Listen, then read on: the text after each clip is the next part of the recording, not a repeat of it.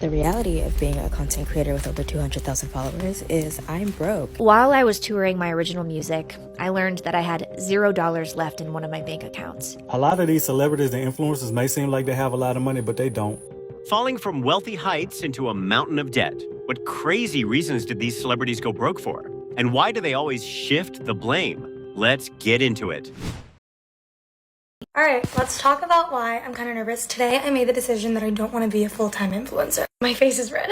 This is not what I want to do full-time. Number one, I'm tired of making everything about myself. My job requires me to look at myself and talk about what I think or what I did. And then I post myself. And then I reply to comments about myself. It also means that when I'm out with my friends or when I go get coffee or when I go do anything with my life, I have to take time out of my day to take a picture of me. Number two, I don't feel like I'm learning anything new or like I'm being challenged. And I realize I'm spending all of my time talking about myself and taking pictures of myself, editing myself, and I'm not letting go of this platform. I will be posting here all the time. As of next week, I am applying to jobs. I made the decision.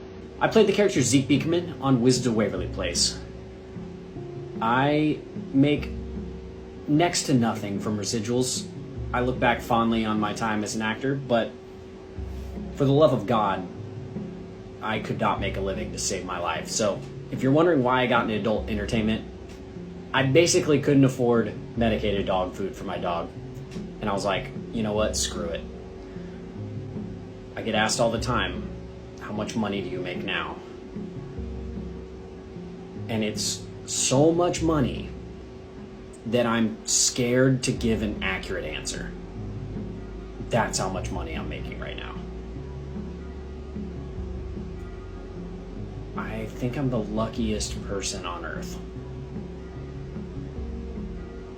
You'd think landing a role on a Disney show would set you up financially? Apparently not. That's probably the part most people never see when they watch these actors on TV. Zero hate to Tara's world, but girl, what the hell do you want us to do about the fact that you're going broke because you couldn't budget your $10 million a year that you made and you spent it all on a mansion? Past October, I would make like 100 to 150K a month. Now it's like 350. Why is Tara selling her house? Because the mortgage was so high. And the next question is actually, how much is your mortgage? It was $25,000 a month. And I used to be making enough money to cover that. I am no longer. Let's head into downtown and get coffee and pop into shops, but not actually buy anything because I'm broke these days. And you probably know her since she is an influencer on TikTok. Somehow, these creators pull in 6 figures monthly, yet still manage to go dead broke. It makes zero sense to me. Actor Mickey Rourke is now turning to GoFundMe to pay more than $59,000 in back rent. According to The Hollywood Reporter, the crowdfunding drive launched this morning with his full permission. The page says money raised will help prevent Rourke's eviction from his Los Angeles home, along with giving him some stability during a very stressful time and space to get back on his feet. So far, it has raised nearly $47,000 in just a few hours. Rourke launched to stardom in the 1980s, later abandoning acting to pursue professional boxing. He made a comeback in 2008 in the movie The Wrestler, earning Golden Globe and Academy Award nominations. You work hard for every penny, then donate to rescue a broke, reckless millionaire? That is completely bananas. Save your bread, bro, because no celebrity is ever going to save you when you are broke. I just woke up to find out that my main source of income, TikTok, is not paying me anymore. They kicked me out of the creator fund. They didn't give me any warning, and they took away all the money I made this month. Every ounce, every dollar they took away. And let me tell you why. Because apparently I have a business account, which I never even remembered even switching from a personal to a business account, but apparently I did. And they kicked me out, no warning. I know you guys are gonna say I'm whining and all that, but no warning, which is interesting. No notification, which is interesting. And they're just kicking me out. Now the big thing is, I can't even appeal it. I literally can't even appeal it. It's grayed out. What is this? You don't even give me a chance to explain. So I submitted a report elsewhere and but I guess we'll see what happens. But yeah, guys, this is my main source of income. And this is how I afford the food videos. So anyway, if you guys want to help me out, then tag TikTok in this video because we need them to see, I need them to see, what is this? This is ridiculous. How are you not going to give any warning and no chance to appeal it? This is ridiculous. You see this happen over and over. A creator has one great year, The money starts coming in, they upgrade everything, and then the platform changes something. Suddenly, they're stuck with expenses built for an income they no longer have. Subscribe, because we're breaking down exactly how this happens. I went from making, I would say, an average of like 60 to like 120,000 a month just on Twitch for like a good year and a half. And then right as it started to decline, it went from like 60 to 40 grand a month, then 20 grand a month, then 10 grand a month, and then I had a month where I made 2 grand a month. Like I just. How are you okay seeing those numbers? So I wasn't. I was spending around, I lived in LA at the time alone. And obviously my numbers go down, friends stop hitting you up, certain people, like friends I thought I had, like, you know, aren't my real friends, family, like different type of thing, past relationships, you know what I'm saying? There was a lot that happened, but I lived alone and I had my rent. My rent was like $5,000 a month at the time. Telaria, by the way, in Burbank. That place is $5,000 a month and I lived in a little square. It was the worst ever. I loved living there low key, but it was not worth it. But I was paying like $5,000 a month, and then my expenses, like when I would go shopping, I'd get depressed shopping. People do that, or like buy food or whatever. I was spending more than I was making a month. He didn't have a $5,000 a month rent problem. He had a $120,000 a month lifestyle problem. Once the income disappeared, the lifestyle stayed. And that's exactly how high earners end up broke.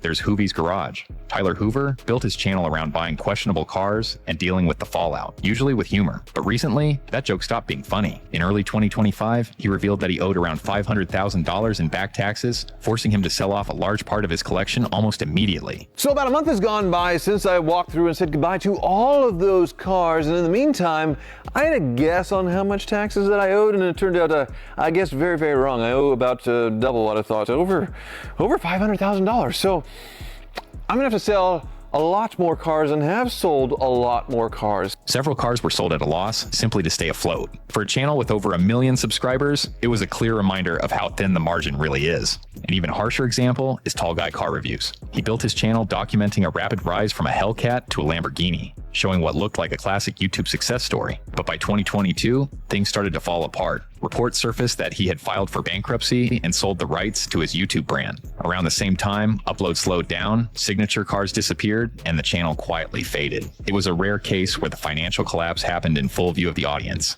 Imagine waking up one morning and realizing the tax bill is twice what you expected. What do? You can't exactly put the bill on a thumbnail and hope YouTube pays it. You start selling things. To take a private jet from Atlanta to Vegas and then back to Atlanta is $126,000. And y'all are asking me, do you understand what I'm saying? No private jet? What? You're not taking a private jet? You're not spending all this money to go make money? How would you do that? In what world is that smart? Then y'all would be like, are you going broke again? Are the fans begging him to fly private going to pay that bill? People mock you when you are broke, but judge you for being smart. Ignore the noise. Keeping your bag is real power, man. If you ever want an example of an athlete who has lost touch with reality and the common man, listen to Odell Beckham speak about money. It's nearly impossible to build generational wealth on a 5-year, $100 million contract. What? That's what he said. He goes, people don't understand how hard it is when you only make now I'm paraphrasing, when you only make $100 million. He goes, the first 40 goes to the government. Okay. Now you're left with 60. Oh, no. I'm pretty sure I could make things work with a net of $60 million. Absolutely. And then he goes, well, you got to buy a house. True. You probably got to buy your mom or dad or your parents a house. You do. So now you're buying 2 houses. Everybody needs a car. And in my head, I'm like, okay, let's even say you bought a $500,000 house. Right. Yo, that's a beautiful home. Of let's course. say you bought 2 of them. Mm-hmm. So that's $1 million. Now you're down to 59. Right. Let's say you bought 5 cars, $100K each. Now you're at 58.5. You're still fine. Like, you have enough money when you have a 5-year, $100 million deal. If you F it up, you got nobody to blame but you. After taxes, buying 2 houses and 5 luxury cars, you still sit on over $58 million. Stop blaming taxes and family when your own financial illiteracy is the real problem, man. This influencer climbed on top of a stranger's Porsche Cayman to make a viral TikTok video, causing thousands of dollars worth of damage in the process. Look at what these kids did right there on the bonnet. She left dents and scratches all over the bonnet, then proceeded to laugh about it in court. I mean, it's really not that big of a deal. It's a car. Like, the judge is about to wipe that smile off her face. I didn't even do anything that crazy. And if his whole life revolves around a car, then I don't know, that sounds like a bigger issue. It was just content. This was my dream car. My whole life, I bust my backside for this. And now some influencer thinks she can just climb on it, dance on it. But when her boyfriend started talking, the entire courtroom was in shock. Dude, the car was literally just sitting there in public. It looked cool, so yeah, we filmed it. That's kind of what people do. If anything, you should be happy people even noticed it, you know? So I don't really get what the problem is. She was up on the bonnet, right here. Left dents all along it. You can see where she's been stomping around, paint scratched up, clear coat's gone. It ain't just polishing that out. Door's got a mark down the side too. Looks like she dragged her foot across it. It was at this point the judge had heard enough. Having reviewed the evidence, the defendants acted irresponsibly and showed clear disregard for property. But what he said next was even worse than the influencers had expected. They are ordered to pay damages, $250,000. That concludes this matter. After being fined $250,000, maybe these content creators will find a more sensible stage for the next viral video. Why would anyone be so inhumane? Worked my whole life for this. It was just content. Yeah, $250,000 worth of content. I don't think that was quite the viral moment she was hoping for. While I was touring my original music, I learned that I had $0 left in one of my bank accounts, which made no sense because I was ultra frugal and I'd been working since childhood. There should have been, honestly, like close to $500,000 in there. But when I investigated everything, I discovered my former business team and other adults in my life had organized a plan where they were paying themselves extra money from this one account since I was a kid. And apparently, as a kid, I had agreed to that, but you know I didn't understand what was happening. That's honestly just sad. She worked from such a young age, lived frugally, and thought she was building something for herself. Then years later, she finds out the money she thought was there had been slowly disappearing the whole time. Did OBJ sell his Super Bowl cleats because he's going broke? Rumors have been swirling after OBJ went on the Pivot podcast and complained about how it's hard to make his NFL earnings last forever. Simple search lets us know that he's made $101 million in his career, and that's not including his endorsements, like signing the highest shoe deal for an NFL player at the time with Nike in 2017. And yes, he did further explain on the podcast that people don't think about the taxes when talking about this. To say it's hard to make the millions he's earned over the last 10 years last forever is an insane statement, especially when the median household income in the USA is $83,000 per year. And you have other athletes being smart with their earnings from the jump, like Jason Tatum, who doesn't spend any of his NBA money and lives strictly off of his endorsement income. I can see why there's concern. I mean, he didn't even mention saving it until Ryan Clark brought it up. That's 12 a year, you know, that you have to spend, use, save, invest, flaunt. Okay, let's stop at that $12 million a year. Put it at just 4%, and you're looking at roughly $480,000 a year without touching the principal. And that's before the money has had years to compound. At that point, the money is basically making more money while you sleep. I'm not a big person of regrets, but I do one thing just early on in my career. It got to a point too where I enabled the people around me to spend like $400,000 a month. Yeah, like it was a month, bro, like on clothes, trying to do stuff on eBay, trying to flip stuff. Because when you see 8 figures, like you're like, oh man, this ain't going nowhere. But when you read your monthly statement, and you see a number that you're not even, like, if you're not touching it, man, you see, that's what I'm saying. Yeah. And you see that number, you're like, oh, nah, this ain't gonna go. Here's what really caught my eye. He's not just spending money on himself. Everyone around him is spending his money too. And once an entire circle gets used to your income, you're no longer managing just a lifestyle. You are bankrolling everyone else's lifestyle. I think all these influencers are lying about being rich. I'm almost at 1 million followers. Broke as fuck. Well, not broke, but like I go to my regular minimum wage job every single day, 5 days a week. Clock in. That's how I pay all of my bills.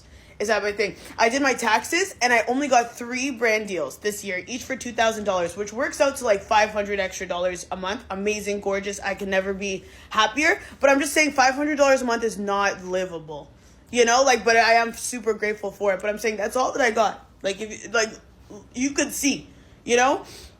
And I think just these influencers are lying to you. I think because they're either trying to sell you a course or tell you how great their life is after, you know, you've insulted them. But there's nothing up here. I'm up here now with everybody else, and I'm telling you that there is nothing up here. And the is this? Fake fame is nothing compared to having actual cash in the bank. Keeping a real job and stacking your bread is where it's at. Have you ever suspected an influencer of faking their wealth? Drop the name of the biggest faker in the comments below and let me know.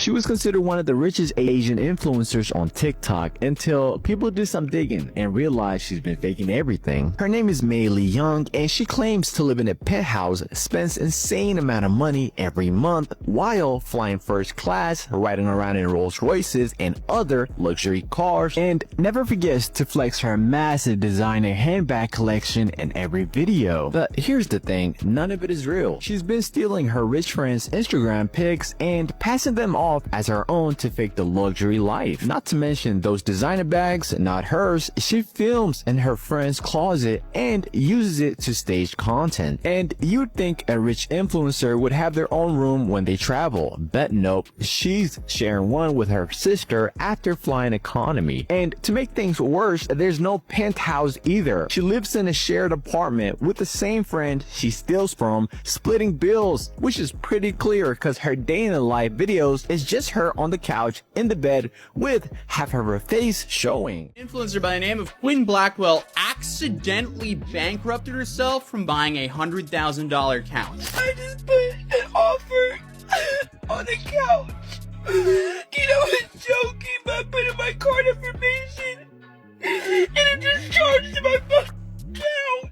I have to pull over right now because I'm about to fucking throw up. If you have $1 million, can you please donate, please? I ended up doing some research on Quinn, and I realized this is an elaborate way to promote OnlyFans. There was an article in the Shade Room on her titled, TikToker who went viral begging fans for money after accidentally ordering a $100,000 couch. Amidst the whole thing was a prank to promote OF. So I guess we got baited. A $100,000 couch, tears on camera, fans ready to send money, and then you find out the whole thing was a setup. Social media really has people turning financial panic into entertainment.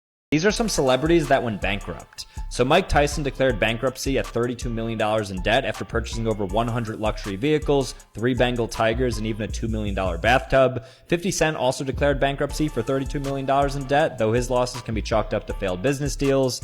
Drake Bell filed for bankruptcy in 2014, owing $500,000 to the IRS as a result of inflated expenses and just an income of $2,500 per month. Athletes are notoriously bad, with Michael Vick declaring bankruptcy in 2008 as a result of his role in a dogfighting ring, landing him in prison. Vince Young wiped out a $25 million fortune because of personal spending habits, including $5,000 every week at the Cheesecake Factory. Alex Jones went bankrupt, citing $1.5 billion in debt after having to pay hundreds of millions in damages to parents of massacred children. And finally, Joe Giudice from The Real Housewives filed for bankruptcy for $11 million after being charged for defrauding lenders and ended up being deported to Italy. Pretty cool, right? And honestly, you don't have to be a celebrity for this to happen. Give somebody a huge raise, a big bonus, or a sudden windfall, and the same thing can happen. More money comes in, spending goes up, and eventually the money stops looking so big. I've been faking the luxury lifestyle for 2 years, and I'm $1.2 million in debt trying to be an Instagram influencer. Lord. Jesus.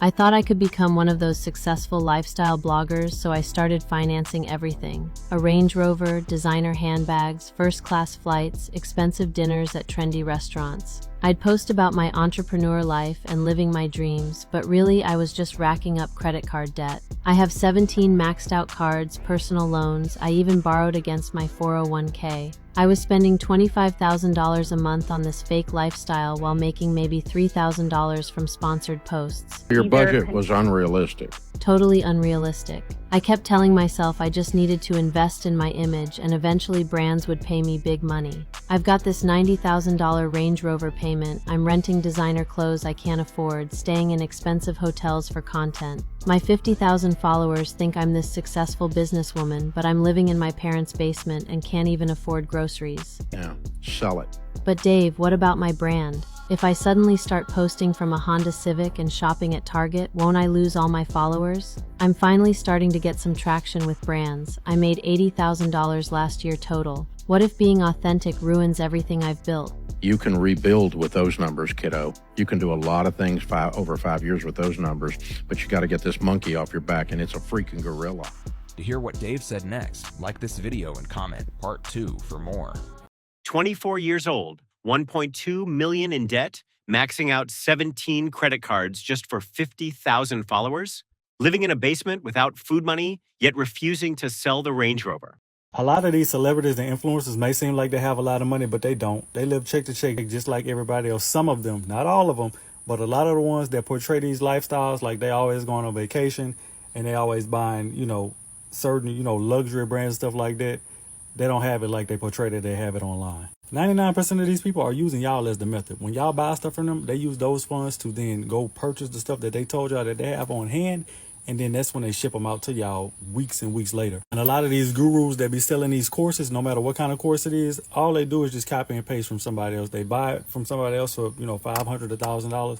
And then they just memorize it and regurgitate it to y'all like they've been doing it for XYZ amount of years. A lot of these people are staying in influencer and celebrity homes, which means that there are probably 10 of them in a 4-bedroom house. And a lot of people who have these exotic cars are pooling their money together and sharing these cars. So it's a different person driving that car every day of the week. So please stop feeling like you're behind for your age, because a lot of people are faking their lifestyles. Somebody needs to hear this. You are not falling behind just because some influencer is posting from a Lamborghini. You have no idea what that Lamborghini costs them, who actually owns it, or how long they rented it for. How the hell do you go from making $350,000 a month as an influencer to now where you're on this app crying that you cannot afford your $25,000 a month mortgage? Like, sell your house. That's the first thing most people are thinking when they hear that you're struggling to pay a $25,000 per month mortgage. And also, you're telling me while you were making $350,000 a month, you didn't think that it would have been a good idea to save any of your money? I have no ounce of sympathy for you whatsoever, because again, there's no way you were making $350,000 and you didn't save, nor did you invest any of that money for a rainy day. That was stupid. Being a full-time influencer is not a stable job. You can be the it person right now, and 6 months from now, no one cares about you or your content. $350K a month, and you're now broke? Yeah, nah, that's on you. You stupid. You could have took 2 months' salary and just bought a house cash, and you would not be in that situation right now where you're worried about paying a mortgage for $25,000 a month because the money's drying up. I actually agree with him here.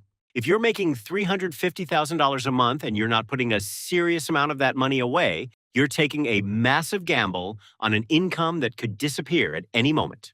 The reality of being a content creator with over 200,000 followers is I'm broke. I go viral literally every single week. Every week. I got like over 8 million views this past month. I have like loyal fans, but I'm just like, yo, I had $101 in my bank account yesterday. Last month, the Creator Fund paid me like $70 because I make a lot of short form videos that aren't over 1 minute long. And I'm going to keep saying this, like, people are not paying Black creators. I have fucking verified companies and businesses commenting on my videos trying to be relatable and shit. And it's just like, you guys won't fucking pay me. Like, it gets to a point, I'm getting like really frustrated because this has been my career for a while. Like, I used to make a lot more money on social media, and I feel like as my platform grows bigger and bigger, people get this idea that like you must be doing very, very well, like even better than before. And I'm just like, dude, what? Anyway, if you want to literally send me money, because I'm just like, this is so dumb.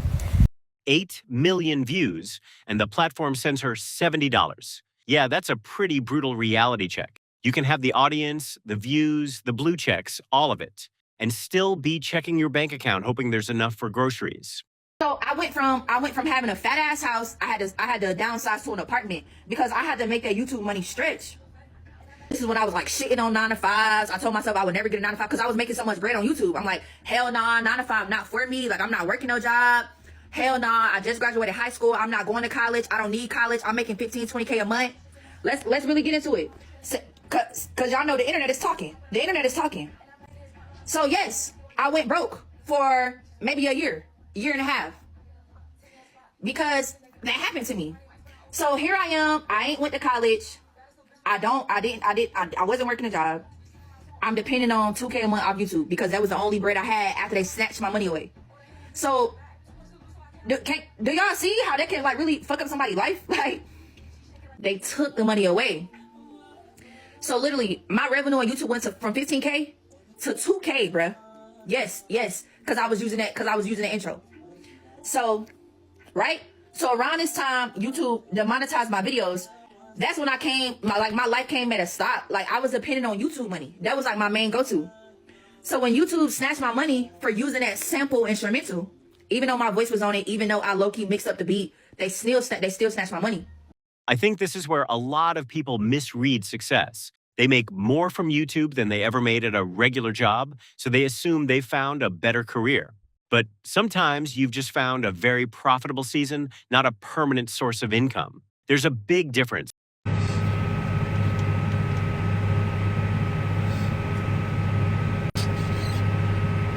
got a cowboy. Let's go, come on, let's win this battle.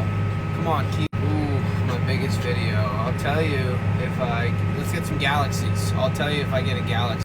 Yo, Mark, thank you for the galaxy. Thank you. Hit the renegade. I don't want to hit the renegade. Give you a galaxy if you hit the renegade. Oh, what up? Thanks for the follow. Yes. Would you happen to have any spare galaxies? There's something almost painful about this. He built his life around TikTok like the attention was going to last forever. And now he's back driving a tractor, still asking strangers online for galaxy gifts. Fame was never the career plan. It was supposed to be the opportunity to build one. What is one bad financial decision that you regret making in life? 2011, first getting drafted, spent about $50,000 on the table my first night out. Like at a club? At a club, yep. And then what made you do that? Because I can do it. Yeah. Yes, it's the worst decision I ever made. Never spent after that night, I never spent any money on the table ever again at a club, regardless of how much money I was making. What did your friends and family have to say about you spending that amount? Stupid. Yeah. Stupid. Yeah, I mean, why? Did your mom get mad at you about it? Yeah, for sure. Like, why would you spend $50,000 on the table? You can spend it on me. You spend it on me, or actually invest in a food truck, or do something smarter than that. You know what I'm saying? So, I tell cats all the time, it's all about, saving your chicken. You know what I'm saying? Mm-hmm. The cat that I play with, Marshawn Lynch, save your chicken. That's all he used to say. Save your bread. You know what I'm saying? So, just save your bread, man, and invest wisely. But that's not how everyone thinks when they start making that kind of money. No big deal, right? I'll hit the club once a week, drop 10, 20, maybe 50 grand, and do it again next week. You don't need a calculator to know how fast that adds up. And if you think this kind of money madness needs to be called out, hit that like button and share this video with somebody who needs the reality check. This is my story of why I decided to quit being a full-time influencer after a year and get a job in corporate America. So I've been in the social media game since 2016, really just fell into it very serendipitously. Honestly loved it. I did it all throughout college, and then I decided to go full-time. And after a year, I was like, you know what? I just don't think that this is for me. So reason number one why I decided to not be a full-time influencer anymore is honestly money.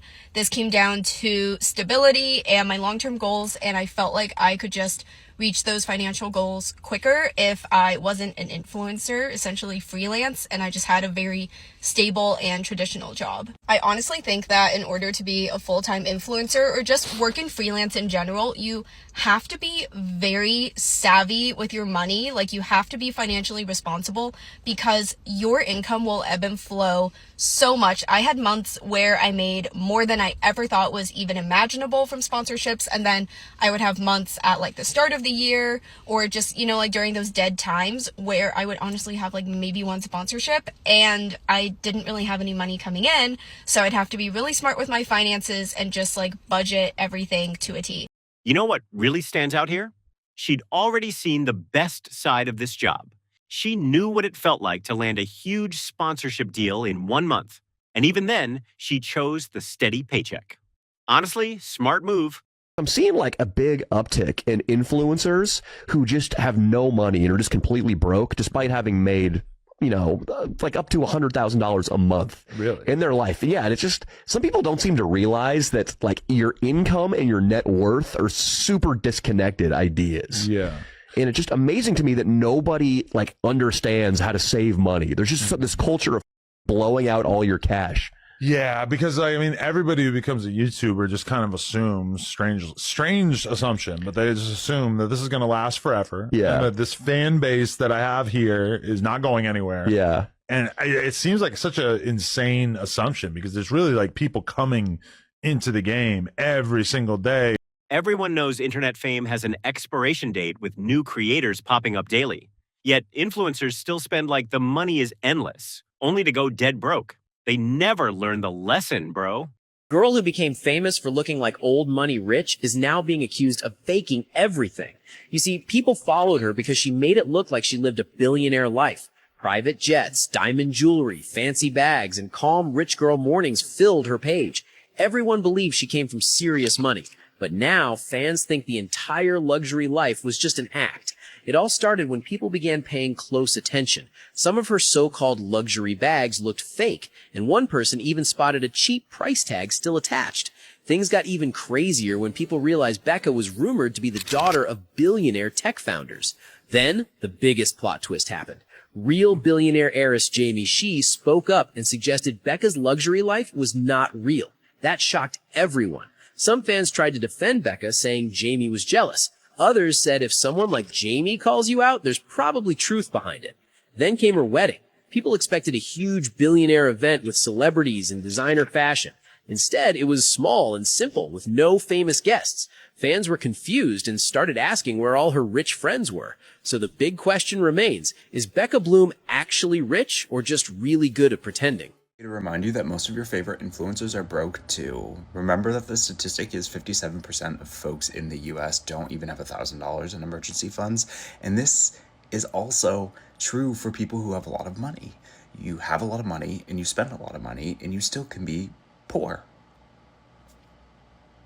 This is why we are seeing so many people sell their souls to organizations or companies to get wristbands or whatever it is to get into these events because they don't have any money. They're probably spending all of their money. It is not normal to go to these events all the time. It's not normal to spend all this money all the time. You know what is normal? You know what is normal. Sitting at home with coffee and enjoying your mortgage that you work hard and pay for. That's what's normal. Don't feel bad. These are the highlight reels of folks' lives. They're not the real behind the scenes. It's kind of wild when you think about it. People are stressing themselves out trying to get into rooms they can't afford to be in, just so strangers online think they belong there. Meanwhile, having a boring life you can actually pay for is somehow treated like failure.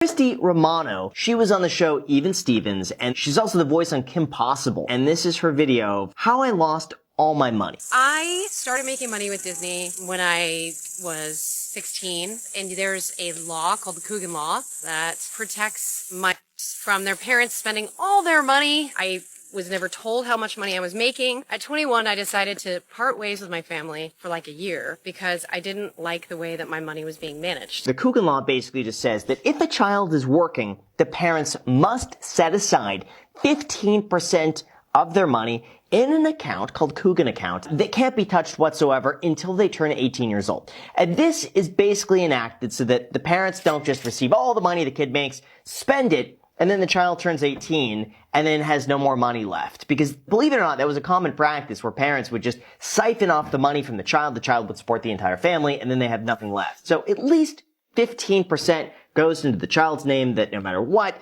it's there for the time they turn 18. 15% in hindsight is really not that much money.